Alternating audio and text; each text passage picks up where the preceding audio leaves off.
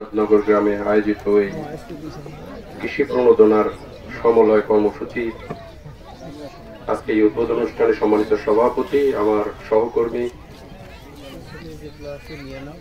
কলাচিপা উপজেলার সুযোগ্য উপজেলা নির্বাহী অফিসার মহোদয়, উপস্থিত আছেন আমার আরেকজন সহকর্মী, অত্যন্ত কর্মচঞ্চল এবং কর্মদক্ষ, কৃষকদের ভালো মন্দ নিয়ে যিনি সবসময় চিন্তা করেন, আমাদের পটুয়াখালী জেলার সম্মানিত কৃষি সম্প্রসারণ অধিদপ্তরের উপপরিচালক মহোদয়, উপস্থিত আছেন জেলা কৃষি সম্প্রসারণ অধিদপ্তরের জেলা প্রশিক্ষণ কর্মকর্তা মহোদয়, উপস্থিত আছেন আপনাদের গলাচিপা উপজেলার সহকারী কমিশনার ভূমি, ভারপ্রাপ্ত কর্মকর্তা গলাচিপা থানা, উপজেলা কৃষি কর্মকর্তা মহোদয় সহ কৃষি বিভাগের সম্মানিত কর্মকর্তাবৃন্দ, উপস্থিত আছেন উপজেলা বিএনপি সম্মানিত সভাপতি সহ বিভিন্ন দলের রাজনৈতিক নেতৃবৃন্দ, এই ইউনিয়নের সম্মানিত চেয়ারম্যান মহোদয়, প্রেস ক্লাবের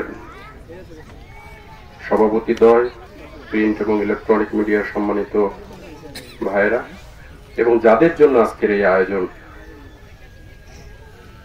যাদেরকে কেন্দ্র করে আজকের এই সমস্ত আয়োজন, আমার পরম শ্রদ্ধেয় কৃষক ভাই ও বোনের আসসালামু আলাইকুম। আমরা একটু আগে অনেক বিষয় জানলাম, আসলে এগুলো আমারও জ্ঞানের বাইরে ছিল। আজকে যেটি দেখলাম ট্রেতে, আমি ছোটবেলায়, আমি একজন কৃষকের সন্তান, আমার বাবা ইউনিয়ন পরিষদ চেয়ারম্যান ছিলেন অনেক বছর।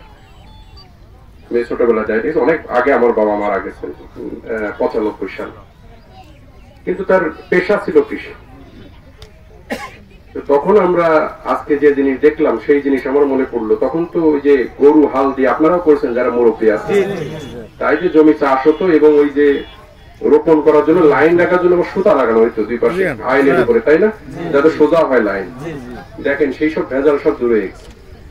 আপনার লাইন নিয়েও কোনো চিন্তা করতে হবে না, শ্রমিক নিয়েও এত চিন্তা করতে হবে না। এখন তো শ্রমিক কয় দুষ্কর হয়ে গেছে। আপনাদের এলাকায় কি অবস্থা জানি না, আমার গ্রামে খুবই ভয়াবহ অবস্থা। 700-800 টাকার নিচে শ্রমিক পাওয়া যায় না। তারপরে আবার এই ধান কাটার সময় তাদের সিরিয়াল পাইতে আবার মানে ওইটার জন্য আবার তদবির করতে হয়। এইটা আমাদের দিদি মহোদয় বললেন যে এরপরে যখন সমন্বিত মাড়াই আপনারা দেখবেন, এই সমন্বিত চারা রোপণ, মানে সবাই একসাথে রোপণ করবেন, একসাথে পরিচর্যা হবে, একসাথে কর্তব্য হবে, কত সুন্দর একটা প্রক্রিয়া। এর সাথে আজকে আপনাদেরকে পরিচিত করা হলো। আশা করি আপনারা এর থেকে উদ্বুদ্ধ হবেন। এই ট্রেতে চারা উৎপাদন এবং সেটি পরে খেতে মেশিনের মাধ্যমে রোপণ করা, পরিচর্যা করা, সবাই একসাথে, এবং তার মাধ্যমে আমাদের কৃষির উৎপাদন আরো বৃদ্ধি পাবে। আমাদের প্রেস ক্লাবের সভাপতি মহোদয় বলেছেন অত্যন্ত সত্য কথা, স্বাধীনতার পরে আমাদের জমির পরিমাণ, চাষবাসের পরিমাণ প্রায় 36 থেকে 37 ভাগ কমে গেছে আগে যা ছিল। এর কারণ আছে, আমাদের দেশের যদিও অনেক উন্নতি হওয়ার কথা ছিল, তাই না, কিন্তু অনেক উন্নতি হয়নি। তারপরেও কিছু উন্নতির জন্য, রাস্তাঘাটের জন্য জমি চলে গেছে, শিল্প প্রতিষ্ঠানের জন্য চলে গেছে, ঘর বাড়ির সংখ্যা এখন বৃদ্ধি পেয়েছে। আগে এক ঘরে 10 জন থাকতো, এখন একা থাকতো, তার শান্তি লাগে না, ঠিক আছে। এবং আপনাদের এলাকায় আছে কিনা আমি দেখেছি দু একটা, আমি এলাকায় ঘুরি, এমন না যে শুধু আমার অফিসে বসে থাকি। আমাদের এলাকায় আছে, আমার বাড়ি যশোরে, ধরেন মালয়েশিয়ায় গেছে, কিছু টাকা ইনকাম করছে, উনি মাঠের মধ্যে গিয়ে এক বাড়ি করে বসে আছে, ক্ষেতের মাঝখানে। ওই জায়গাও নষ্ট হয়েছে, আশেপাশে যাদের ক্ষেত তাদের অবস্থা খারাপ। এই এলাকা, এই জিনিস আপনাদের এখানে আছে কিনা ঠিক যাই। এইভাবে করে কিন্তু আমাদের অনেক জমি নষ্ট হয়ে গেছে। সুতরাং তাহলে কি হবে, জমি যেহেতু আমাদের কমে গেছে, আমাদের উৎপাদন বাড়াতে হবে। লোক সংখ্যা 7 কোটি জায়গায় এখন 18 কোটি হয়ে গেছে। আপনারা না বাঁচলে, আমরা সুটবুট করে এখানে বসে আছি, আমরা বাঁচব। কৃষক উৎপাদন বন্ধ করে দিলে মেট্রো রেলই খেয়ে পেট ভরবে না। সুতরাং আপনাদের পাশে সরকার আছে, বর্তমান সরকার আছে, ভবিষ্যতে সরকারও আপনার পাশে থাকবে। একটু আগে শুনলেন আমাদের ডিডি সাহেব বললেন আজকে খাল খননের জন্য আপনারা দাবি করছেন। এখানে আমার চেয়ে বয়োজ্যেষ্ঠ, যদি আমার বয়স একেবারে কম না, কিন্তু বয়োজ্যেষ্ঠ অনেক মানুষ আছেন। শহীদ প্রেসিডেন্ট জিয়াউর রহমান যখন খাল খনন কর্মসূচি নিয়েছিলেন, কৃষকদের জন্য স্বপ্ন তিনিই প্রথম দেখেছিলেন বাংলাদেশে। আমাদের যারা মুরব্বী আছেন তারা বলতে পারেন তখন লোকজন হাসাহাসি করতে, এটা আবার কোনো কাজ হলো, তাই না? যে উনি দেশের কাজ বাদ দিয়ে কোথায় খাল খনন, যে ওখানে মাঠে ঘাটে গিয়ে বসে আছেন কাজ বাজ বাদ দিয়ে হাসাহাসি করতো। আজকে খাল খননের জন্য দাবি কেন করতেছেন তাইলে? আমরা সব পানি শেষ করে ফেলছি, নদীগুলো সব নষ্ট করে ফেলছি, খালগুলো সব ভরাট করে ফেলছি। আজকে যদি সেই কর্মসূচি আমাদের চলতো, আজকে আমাদের এই পানির জন্য হাহাকার করতে হইতো না। পরবর্তী সরকারগুলো এগুলো কাজ করেনি। আর গত 16 বছর তো আমরা তাদের কি কিছু লোকের শুধু পকেট ভারী করা। আমরা নিউজে দেখি, আপনারাও যে নিউজ সংবাদ দেখেন, আমিও সেই সংবাদই দেখি। এক একজন 30,000, 10,000, 1,000 কোটি টাকার নিচে কোনো আলাপই নেই। আছে 1,000 কোটি কতগুলো শূন্য হয় আমি নিজেও জানি না, আপনারা তো প্রশ্নই উঠে না। ঠিক আছে, এর নিচে কোনো আলাপ নেই। এই সব টাকা ওনাদের বাপ দাদাদের টাকা, এই টাকা আমার আপনার টাকা। ওনার বাবা যারা এই 1,000 কোটি টাকা মানে তার বাপ দাদার জমিদারি ছিল না বাংলাদেশ। এটা আপনাদের টাকা লুট করা হয়েছে। তো আমরা আশা করি যে সামনের বর্তমান সরকার তো করছি, সামনের যারা সরকার আসবে, এখানে রাজনৈতিক নেতৃবৃন্দ আছেন বিভিন্ন দলে, এই জিনিস যেন বাংলাদেশে আর না থাকে। গত 24-এর আপনারা জুলাই আগস্টের আন্দোলন দেখেছেন, এই আপনারাই ওখানে অনেক কৃষক ভাইয়ের আমাদের জীবন দিয়েছে, ছাত্ররা দিয়েছে, সাংবাদিকরা দিয়েছে, সাধারণ খেটে খাওয়া মানুষ ভ্যান চালায়, রিক্সা চালায়, তারা দিয়েছে। এই রক্তের সাথে আপনারা বেইমানি করেন। এবং আমরা যে স্বপ্ন দেখেই আন্দোলন করেছি যে সবাই বৈষম্যহীন ভাবে এই দেশে বসবাস করবে, সবাই তাদের ন্যায্য অধিকার পাবে, সেইটা যেন আমরা এনশিওর করতে পারি, নিশ্চিত করতে পারি। কৃষক না বাঁচলে বাংলাদেশ বাঁচবে না, যে যত চেষ্টাই করবে। এই সরকার আসার পরে আমরা দেখলাম বিভিন্ন লোক, আমিও তার বাইরে না, আমাদের ডিডি সাহেবও তার বাইরে না, বিভিন্ন লোক বিভিন্ন দাবি দাওয়া নিয়ে হেনা তেনা, রাস্তাঘাট, ধর্মঘট, এ ঘট ও ঘট। আমাদের কৃষক ভাইরা থেকে রাস্তায় গিয়ে আন্দোলন করেনি। কিন্তু এই দেশের মানুষের জন্য, এই দেশের চলার জন্য, এই দেশ টিকে রাখার জন্য যাদের সব, আপনারা বেশি আমি আর বক্তব্য দীর্ঘায়িত করব না। আপনারা আজকে যে যে জিনিস দেখলেন এটাতে অভ্যস্ত হওয়ার চেষ্টা করবেন। অনেকেই আবার প্রশ্ন করে যে বর্তমান সরকার কৃষকদের জন্য কি করছে। অনেক কাজ করছে, আপনারা অনেক কিছু জানতে পারেন। কৃষক, কৃষি ক্ষেত্রে সরকার সবচেয়ে বেশি ভর্তুকি দিচ্ছে বর্তমান সরকার। এই যে সার কিনেন, সারের দাম বেশি, আমি এটা স্বীকার করি, কিন্তু তারপরও যে কত হাজার কোটি টাকা ভর্তুকি দেওয়া লাগে, কারণ এটা বিদেশ থেকে আনতে হয় অনেক সার। এটা আপনারা অনুধাবন করে, আপনারা নিউজ দেখেন তাহলে জানতে পারবেন। এখন তো টেকনোলজির যুগ, সবকিছু আপনারা জানতে পারেন। সুতরাং সরকার চেষ্টা করছে সবকিছু। এবার ধানের দামও বাড়ানো হয়েছে আপনারা জানেন, এবং তাতে ভালো সাড়া পাওয়া যাচ্ছে। চালের দামও বৃদ্ধি করা হয়েছে, যদিও আমাদের জেলা প্রশাসকদের সাথে যখন মাননীয় খাদ্য উপদেষ্টা মহোদয়, মানে খাদ্য মন্ত্রী মহোদয় যখন মিটিং করেছিলেন, তখন আমরা 35 টাকা আর 50 টাকা দাবি করেছিলাম। উনি 33 টাকা 47 টাকা করেছেন, আপনারা জানেন। এটা সরকারের লুটপাটের কারণে সরকারেরও আর্থিক কিছু অসঙ্গতি আছে। উনি একমত হয়েছিলেন যে 50 টাকা এবং 35 টাকা করা উচিত, কিন্তু অতটুকু টাকা সরকার দিতে পারেনি। হয়তো সামনের বছর এটা বিবেচনা করা হবে। তারপরেও আমি মনে করি যে মোটামুটি ভালো দাম পাচ্ছেন এবার আপনারা। সরকারি গুদামগুলোতে ধান চাল সংগ্রহ হচ্ছে, চাল ভালো হয়েছে, কিন্তু ধানের ইব আছে, আপনারা সেখানেও দিতে পারেন। কোনো রেজিস্ট্রেশন লাগবে না। আপনাদের এনআইডি কার্ড আছে না, এটা নিয়ে হাজির হয়ে যান। তারপর যদি না নেয়, ইউনোকে ফোন করবেন, আমাকে ফোন করবেন, আমি দেখব। স্যার আমার ধান নিয়ে আসছি, আমার এনআইডি নিয়ে আসছে, আমি রেজিস্ট্রেশন করি নাই, কিন্তু আমার ধান নিচ্ছে না, আমি দেখবো।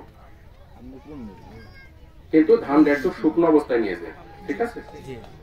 কারণ না গেলে হয়তো গুদামে থাকবে, পরে পচে টচে গেলে এই জিনিস পরে আপনাদেরই খাইতে হবে, ঠিক আছে?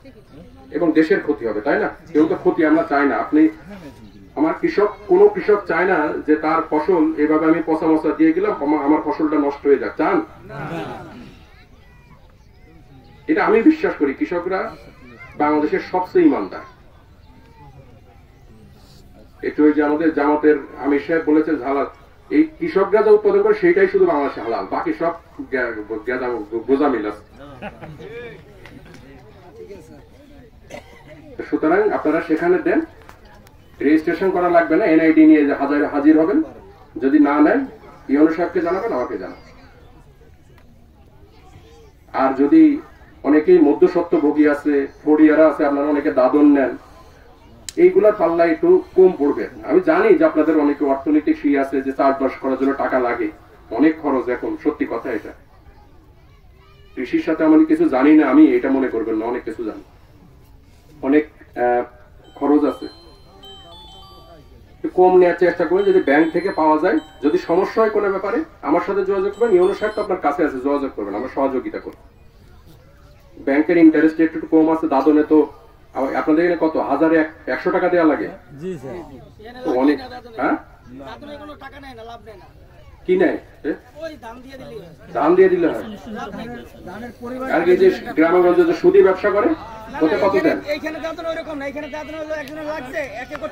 আচ্ছা বুঝলাম, ওইটা আমি বুঝি। আর সুদে ব্যবসা করেন ওইটা কত দেন? 1,000 টাকা, মানে 1,100 টাকা দেন। ব্যাংকে তো এত টাকা দেওয়া লাগবে না, ঠিক আছে?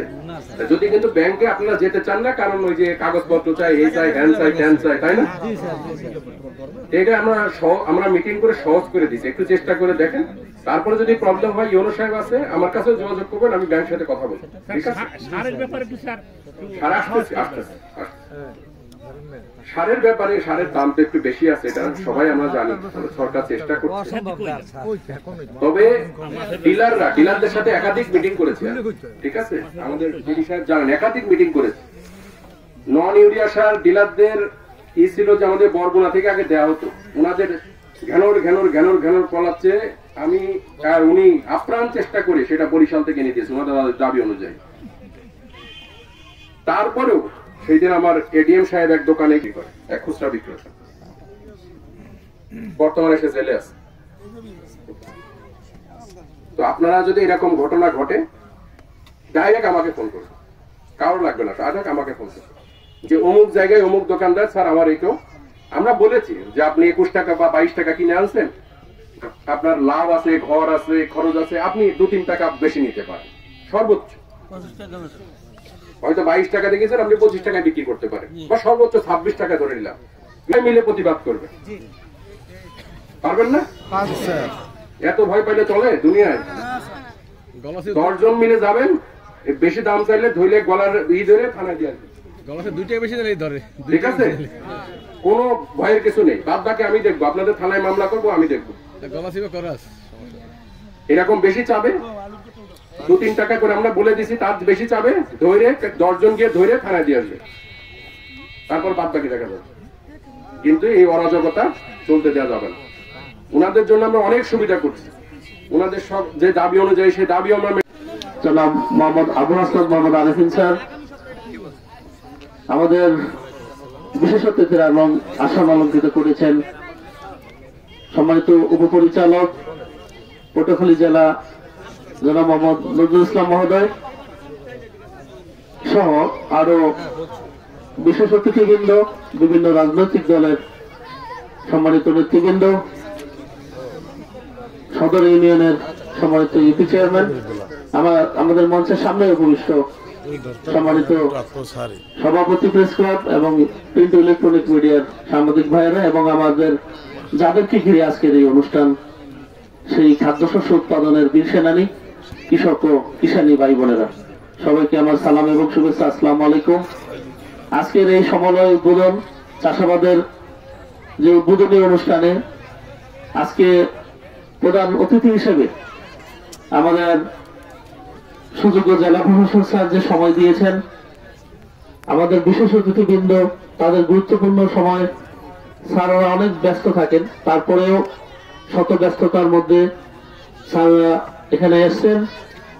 গলাচিপায় এবং গলাচিপায় যারা সমন্বয় চাষী আছেন তাদেরকে উদ্বুদ্ধ করার জন্য, গলাচিপাবাসীকে অনুপ্রাণিত করার জন্য স্যাররা গুরুত্বপূর্ণ সময় দিয়েছেন এবং আমাদের সম্মানিত অতিথিবৃন্দ গুরুত্বপূর্ণ সময় দিয়েছেন। কলাকুশলী টেকনিশিয়ান যারা কাজ করেছেন সবাইকে গলাচিপা উপজেলা প্রশাসনের পক্ষ থেকে আন্তরিক ধন্যবাদ এবং কৃতজ্ঞতা জানিয়ে আজকের সমন্বয়ের উদ্বোধনী অনুষ্ঠানের এখানেই সমাপ্তি ঘোষণা করছি। আসসালামু আলাইকুম।